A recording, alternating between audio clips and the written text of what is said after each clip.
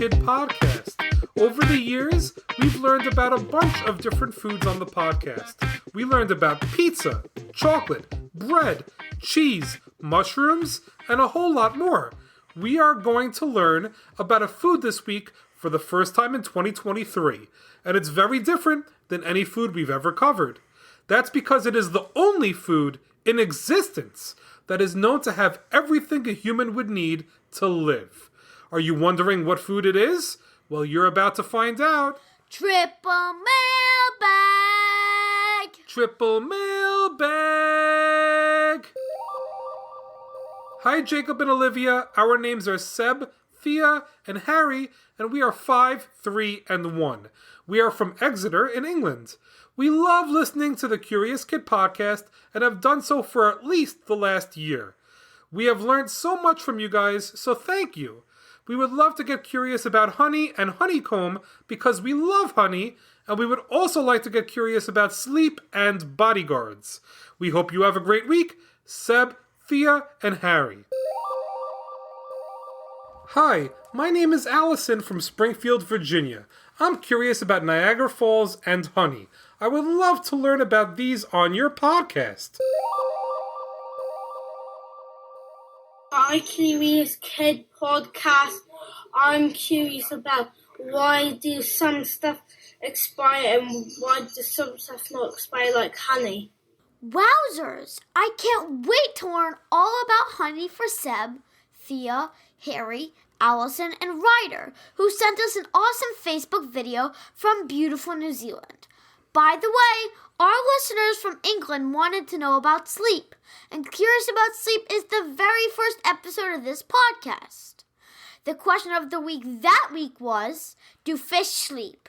To learn more about sleep and how this podcast has changed over the years, check out episode 1 on sleep. Also, Allison from Virginia wanted to learn about Niagara Falls. Although we haven't done a full episode of Niagara Falls, we did discuss Niagara Falls for a few minutes in our episode Curious About Waterfalls, so give it a listen. All right, Olivia, why don't you tell us the question of the week? The question of the week is, are honeybees the only insects that make honey? Honeybees work super hard to make yummy honey. They work in tandem with lots of other bees in a colony to make honey. Different bees in the colony play different roles in the process.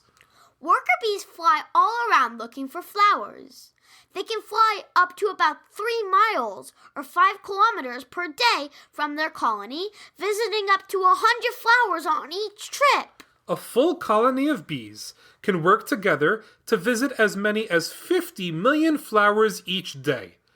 They are also able to communicate with each other as they come up with the best strategy for how to divide the work. What we might see as a bunch of bees making a lot of noise and bumping into each other actually turns out to be the bees communicating with other bees in the colony.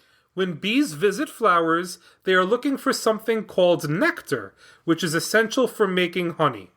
They use their mouth parts, also called a proboscis, to suck the nectar from the flower. A proboscis looks nothing like a human mouth. It really acts more like a straw than a mouth. After getting sucked through the proboscis, the nectar ends up in the bee's stomach, which is also called a crop. In the stomach, the nectar is able to stay in its liquid form. The crop is separate from a bee's regular stomach that is used to digest the food a bee eats. The worker bees then return to the colony with fresh nectar. Once they are back in the colony, they regurgitate, or spit out, the nectar from their crop stomach. From that point, the house bees take over. The house bees stay in the colony, packing the nectar into beeswax honey cells that are shaped in a 6-sided hexagon. They are able to turn the nectar into honey by drying it out. The nectar comes into the colony at about 70% water, which is way too much for honey. They dry the nectar out by creating a warm wind by flapping their wings. After they have dried honey, which is about 20% water, the house bees make fresh beeswax and use the wax to put a lid over the honey, keeping the honey nice and fresh. Then, during the harsh winters, when they need food, they are able to open the wax lids and enjoy the honey inside the cells. In addition to collecting the nectar from the flowers, bees also collect pollen. We discussed pollination in lots of detail in the episode Curious About Bees. In that episode, we also talked about other types of bees like the queen bee and drone bees. A colony of bees is able to make a whole lot of honey.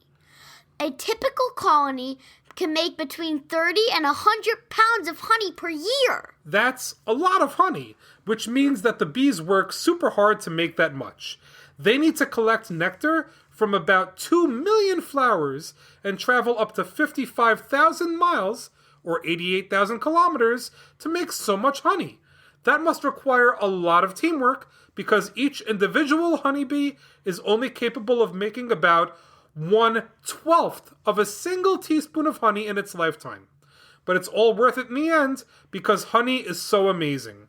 Because it is packed with vitamins, minerals, enzymes, and water, honey is the only food item that we know has everything needed for a human to live.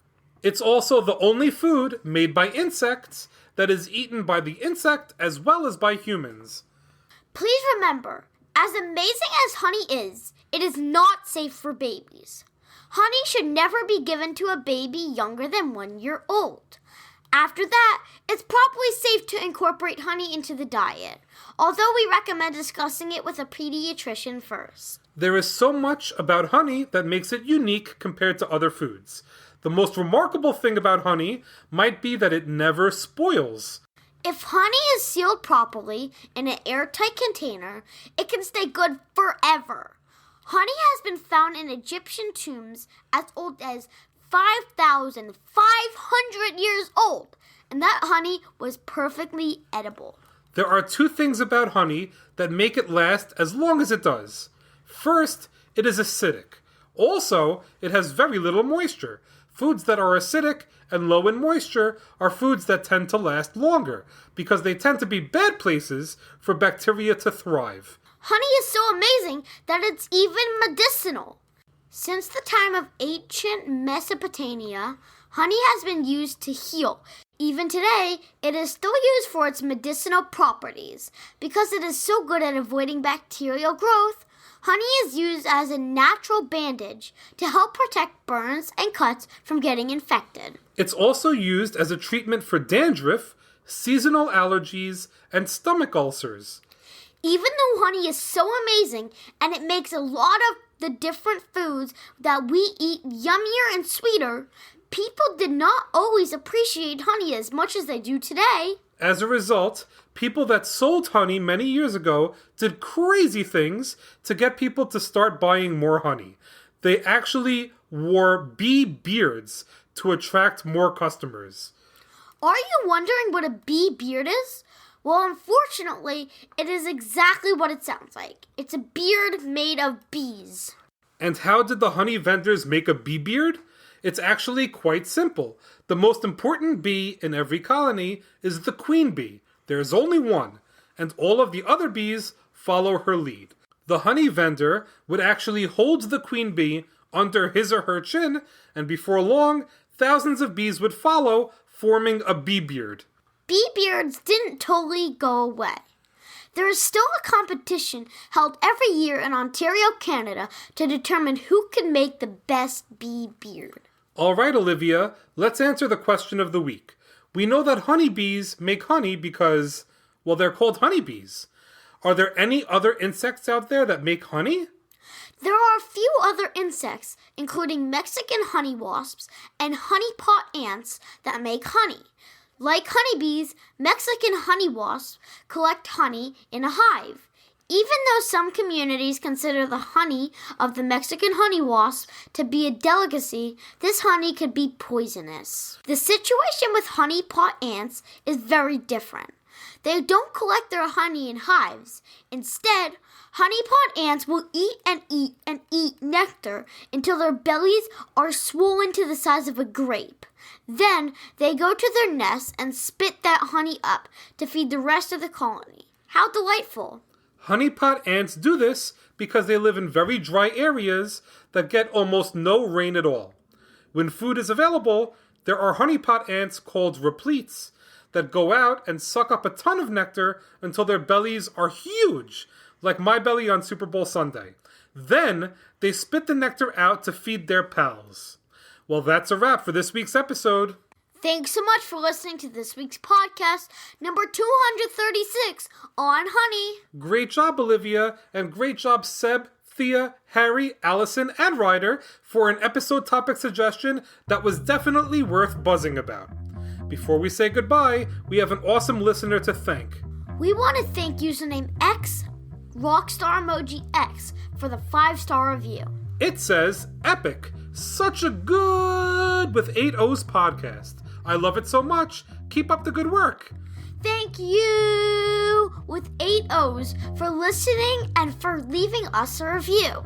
Join us next week when we will get curious about prosthetics for listeners in Washington and Texas. As always, thank you so much for listening and getting curious with us.